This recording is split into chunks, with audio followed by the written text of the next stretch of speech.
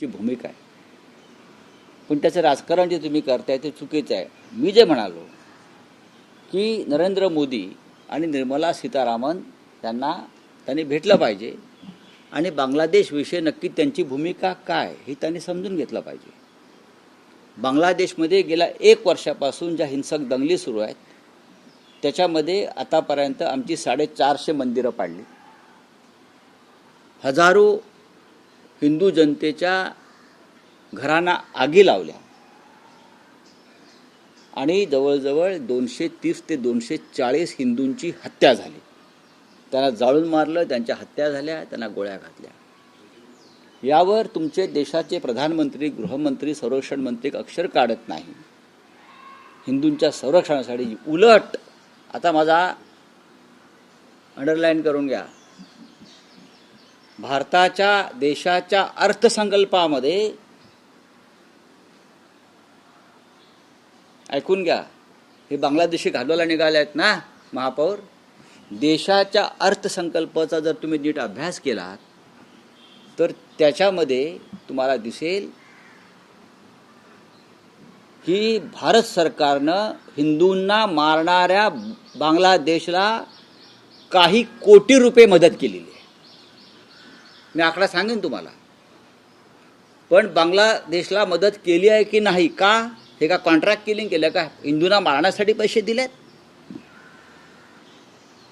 देशाच्या अर्थसंकल्पात हिंदूंच्या कत्ली करणाऱ्या, हिंदूंची मंदिरं पाडणाऱ्या, हिंदूंच्या घरावरती आगी लावणाऱ्या देशाला नरेंद्र मोदी आणि निर्मला सीतारामन काही कोटी रुपये मदत म्हणून देतात आणि याचा वापर हिंदूंच्या हत्येसाठी होतोय.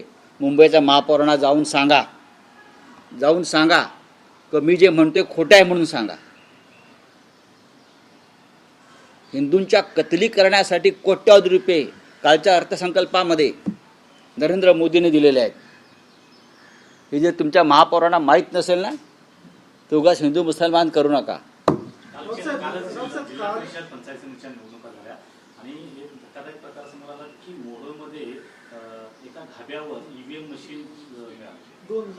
कुठे मिळाल्या? सोलापूरला मिळाल्या. पैठणला आमदार लहान मुलांना घेऊन गेले शाई लावायला. अजून कुठे काय झालंय, कुठे काय झालंय, मशीन तर बंद पडल्याच. ही कसली निवडणूक आहे? हा पोरखेळ आहे, हा पोरखेळ आहे. शिवसेनेचे उपमहापौर म्हणून ज्यांनी अर्ज भरला संजय गाडी यांनी एक महत्त्वाचं विधान केलं. नाही, मला माहितच नाही. हा, उद्धव ठाकरे यांची विधान परिषदेची मुदत जी आहे ती संपलेली आहे, ते पुन्हा विधान परिषदेवर येणार का, अशा प्रकारची एक चर्चा सुरू झालेली आहे आणि त्यासाठी काँग्रेसची मदत घ्यावी लागेल, इतर पक्षांची मदत घ्यावी लागेल. काय बघा, एकमेकांना मदत महाविकास आघाडी करावीच लागेल, एकमेकांना मदत करावीच लागेल.